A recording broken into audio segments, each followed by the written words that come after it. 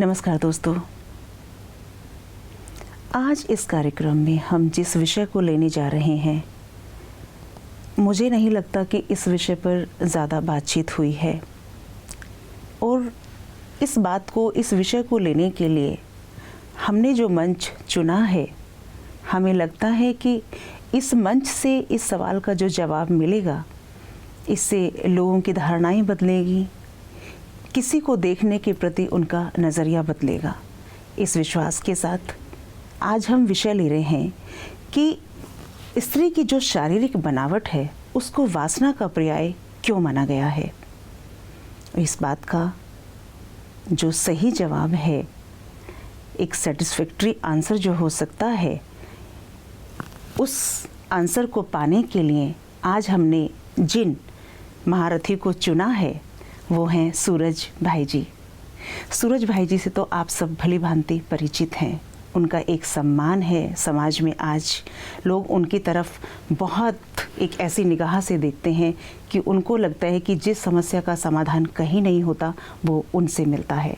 तो हमने भी उन्हें ही चुना है इस विषय के लिए। भाई जी, बहुत बहुत स्वागत आपका हमारे इस कार्यक्रम में। ओम शांति। भाई जी, ये एक विडंबना है समाज की कि ईश्वर ने, प्रकृति ने पुरुष और स्त्री दोनों को एक शरीर दिया जो 5 तत्वों से बना है और दोनों ही शरीरों की अपनी अपनी एक महत्ता है। फिर ऐसा क्या हुआ, कालांतर में हम देखते हैं, क्योंकि जब हम बात करते हैं सतयुग की देवी देवताओं की, तो वहाँ शरीर का महत्व नहीं था।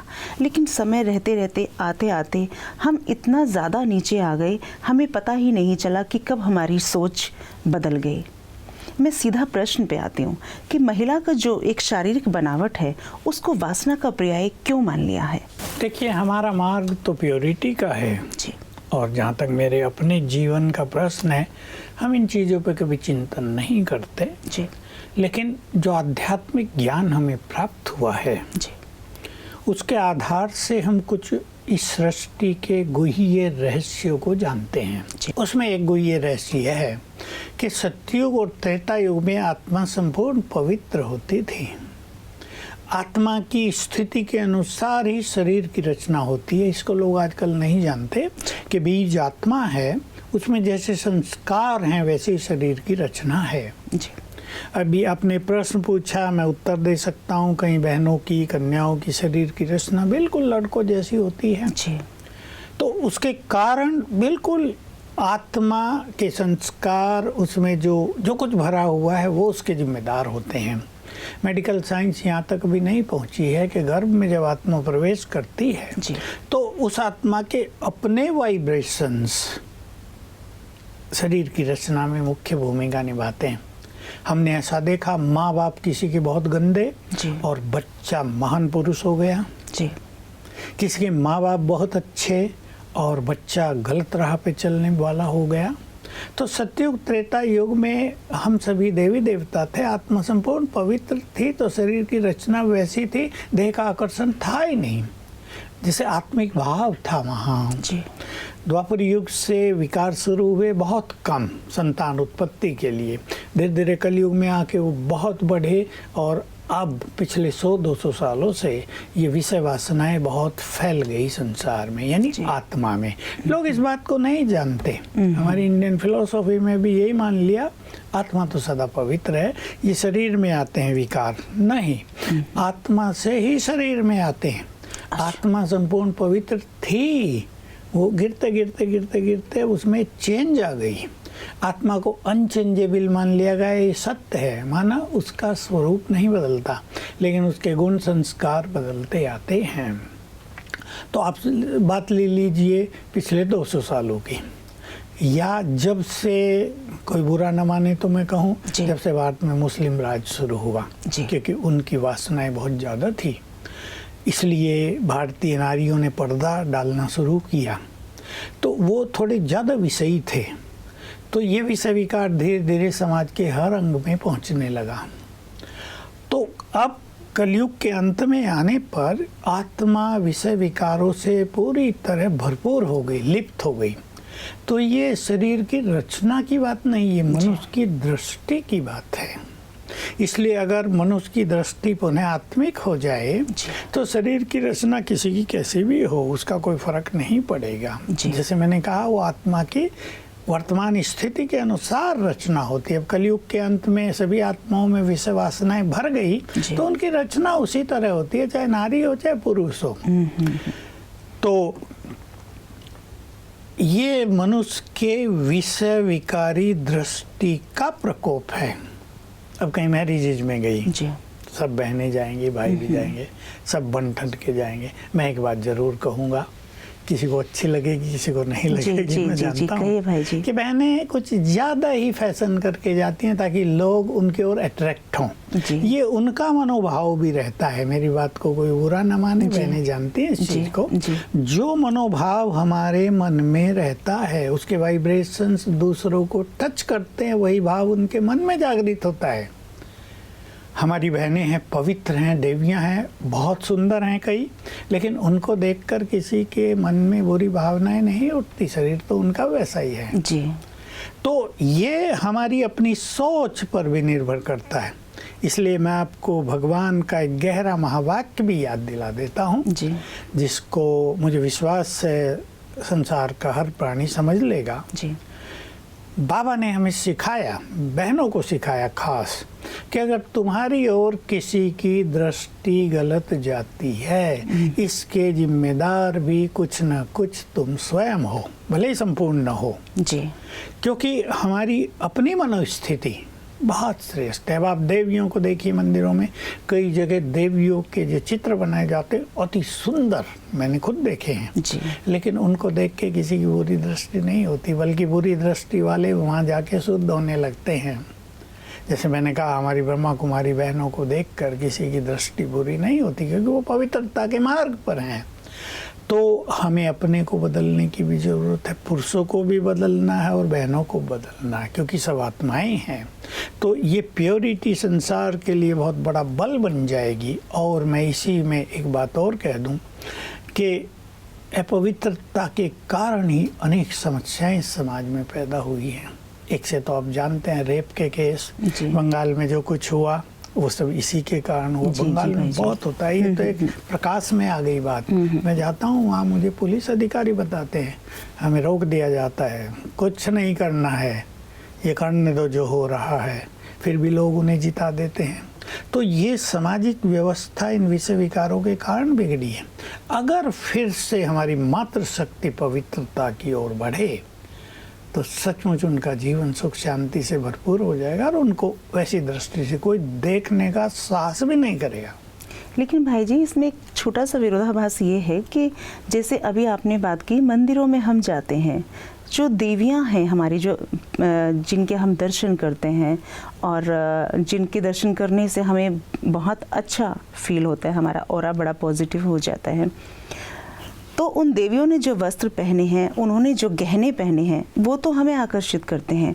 लेकिन अब आज की महिलाएं अगर ये पहन ले तो आपको नहीं लगता कि पुरुषों को अपने में सुधार करने की आवश्यकता है? बिल्कुल, उनकी दृष्टि खराब है ना। ये मैंने ये बात कह दी पहले कि इम्प्योरिटी इतनी बढ़ गई है, और विशेष रूप से हमारी जो नई पीढ़ी है ना 40 साल तक की, उनको सोशल मीडिया ने, उस पर जो गंदगी आती है, पिक्चर्स ने, सिनेमा जो चला उसमें अश्लीलता जो दिखाई जाती है, उस सब ने उनकी दृष्टिवृत्ति को इतना बिगाड़ दिया है कि उनकी दृष्टि ऐसी खराब जाती है।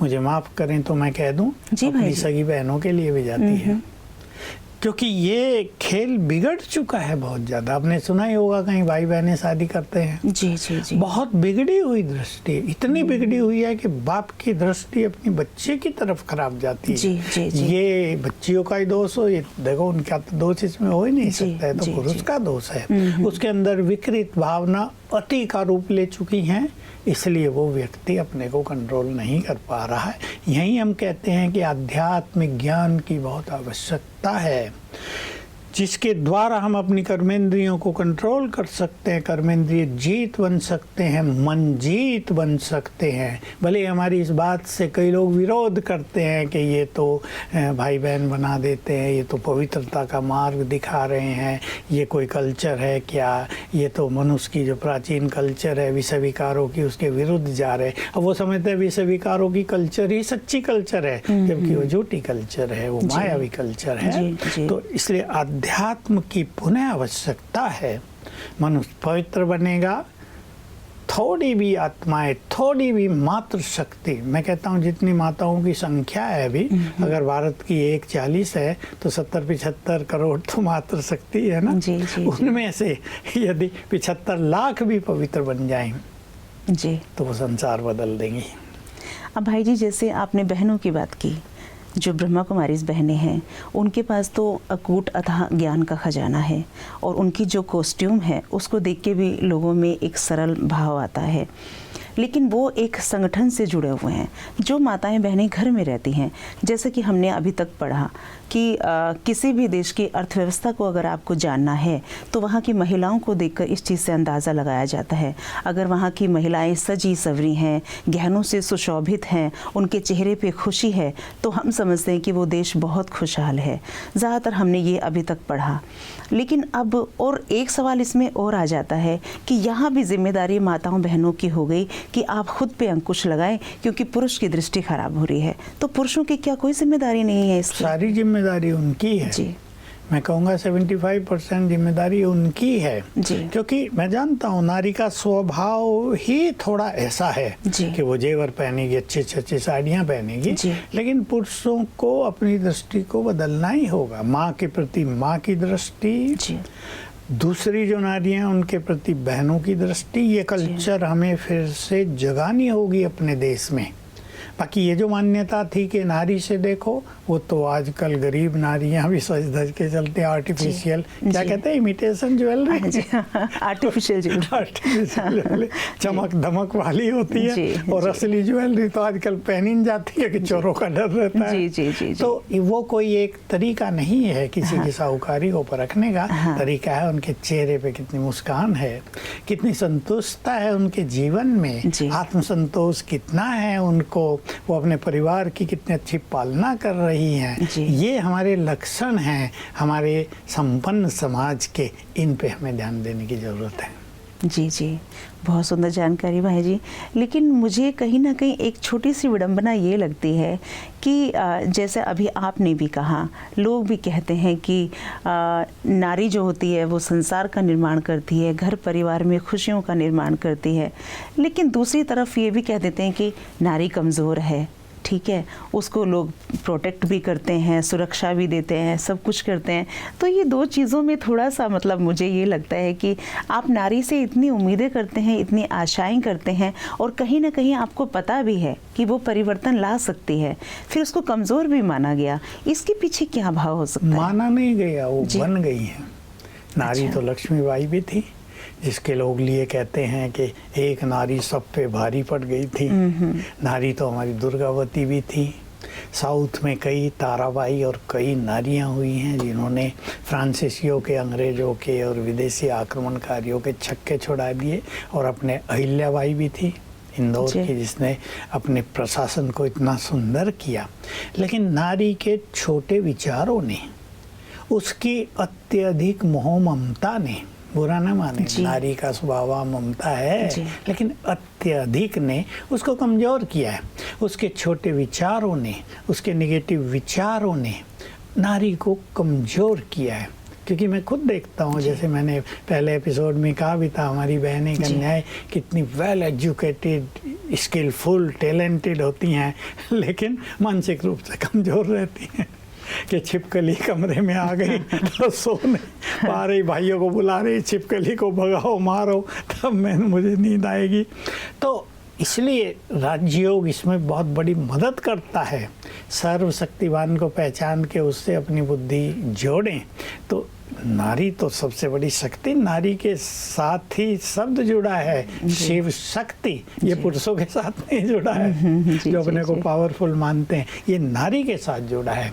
नारी अपने को यदि स्वमान में ले आए, नारी यदि अपने विचारों को, ये छोटे विचार आजकल पाल लिए हैं ना, ईर्षा द्वेष, तेरा मेरा, मेरे ही बच्चे बड़े हों, देवरानी के सब भटक जाएं, मेरे पास ज़्यादा धन हो, इसके ये गरीब हो जाए, इन छोटे विचारों से, देखो बुरा मानने की बात नहीं, मैं जरा जी, ओपनली बोल रहा जी, हूँ, जी। इन विचारों से ऊपर उठकर यदि ब्रॉड माइंडेड हो जाएं, यदि एक बहन माता ये सोचने लगे मैं जितना दूंगी उतना ही भरपूर होंगी, मैं जितना अच्छा दूसरों के लिए सोचूंगी उतना ही मैं भरपूर होंगी, मैं ही क्यों सुखी हूँ, मेरी देरानी के बच्चे भी सुखी हों, हमारा एक ही परिवार है, हम सब आगे बढ़ें, एक आगे बढ़े, मेरी खुशी बढ़े। ये ऊंचे विचार यदि हमारी माताएं बहनें कर लें, क्योंकि छोटे विचारों से आत्मा मन कमज़ोर होता है, तो ये ऊंचे विचार उसकी शक्ति को और बढ़ा देंगे। तो वो कमज़ोर है नहीं, उसने अपने को कमज़ोर बना लिया है। जी जी जी जी। तो भाई जी, आज की सारी बातचीत से मुझे एक बात का पता चला कि आपके हिसाब से भी नारी में ही शक्ति है कि वो बिल्कुल। अपने आप को चेंज कर सकती है। भगवान ने उनको शिव शक्ति कहा, जी जी और जी। वो अपने को नहीं पुरुषों को चेंज कर सकती जी, है। जी। वो निराश होके पुरुष घर में लौटे, वो उसमें बल भर सकती है, जी। वो नेगेटिव हो जाए उसको पॉजिटिव बनाती हैं। जी। हमारे पास ऐसी बहनें माताएं आती हैं जो अपने अनुभव सुनाती हैं, हमारा पति बिल्कुल हारा थका आया था कि हम कुछ नहीं कर सकते जिंदगी जी। में, मैंने उसे कहा तुम घर में बैठो मैं करती हूँ। जी। उसमें बल बढ़ दिया, जी, जी। तो दोनों खड़े हो गए और जो असफलता हो रही थी वो सफलता में परिवर्तित हो गई। जी, तो अपनी जी। शक्तियों को पहचानना है। जी। ये जो क्या भौतिकवाद बढ़ा है, बहुत चीजें बढ़ी हैं, उसके कारण मनुष्य अपनी शक्तियों को भूल गया है। कंपटीशन ने भी अपनी शक्तियों को भुला दिया, उसमें लग गए लोग। अपनी शक्तियों को भूलना नहीं है। जी जी जी जी, बहुत सुंदर बात भाई जी। आपके द्वारा जितनी बातें आज हमारे इस मंच से बताई गई, मैं समझती हूँ कि महिलाएं इन छोटी छोटी बातों पर ध्यान रखेंगी, और कहीं ना कहीं जो एक भाव उनके अंदर है कि पुरुषों की निगाह में उनको खुश करने के लिए हम जहाँ तहाँ अपने में परिवर्तन करते रहते हैं, तो ये परिवर्तन उनको कहीं ना कहीं गिरावट की ओर लेके जा रहा है। बिल्कुल, आप ठीक कह रही है। हमें सदैव ये नहीं सोचना है कि हम उन्हें खुशी करना है, जी, उन्हें जी। गाइड भी करना है। गाइड भी करना है। कहीं वो गलत हो सकते हैं, हम गलत रूप से उन्हें खुश करने जाएंगे तो इससे वासनाएं बढ़ती हैं, मन जी। कमजोर होता है। जी जी जी जी। तो महिलाएं हमेशा सुशोभित अच्छी लगती हैं, और एक जो मर्यादा, जिसको हम बंधन ना समझें, ये समझें कि एक वृक्ष भी है, एक फूल है, सबको प्रकृति ने अपनी एक वेशभूषा के साथ धरती पर भेजा है या बनाया है। हम भी अपने प्राकृतिक स्वभाव में रहें, और जिस तरह की वेशभूषा हमें खुद को अच्छा लगे, या जिसको पहनने से हम जाएं बाहर तो हमें ये ना लगे कि लोग हमें घूर रहे हैं, ये आप खुद से अंदाज़ा लगा सकते हैं। तो मैं समझती हूँ कि आप जिस एक नारी की खोज खुद में करते हैं, आप कहीं ना कहीं उसको पालेंगे। इतनी सुंदर जानकारी के लिए भाई जी आपका बहुत बहुत थैंक यू। आज के इस एपिसोड में हमने जाना कि कहीं ना कहीं हम जो समाज को दोष दे दिया करते हैं कि उनकी वजह से पुरुष हमें घूरते हैं, या हमारी जो शारीरिक बनावट है उसको लेके हम कहीं ना कहीं हमारे अंदर भी एक ऐसा भाव आता है कि शायद इसकी वजह से हमें दोयम दर्जे पर रखा जाता है। ऐसा नहीं है। प्रकृति ने बहुत सुंदर संदेश दिया है, और स्त्री तो वाकई बहुत खूबसूरत है। हम अपनी जो एक खूबसूरती है, जो प्राकृतिक खूबसूरती है, उसको पहचानें और उसके साथ समाज का एक सुंदर निर्माण करें। हम समझते हैं आज के विषय में जो बातें आपको बताई गई उससे ज़रूर आपको लाभ मिलेगा। एक नए विषय के साथ फिर आपके सामने हाजिर होंगे, तब तक के लिए दीजिए इजाज़त। नमस्कार। ओम शांति।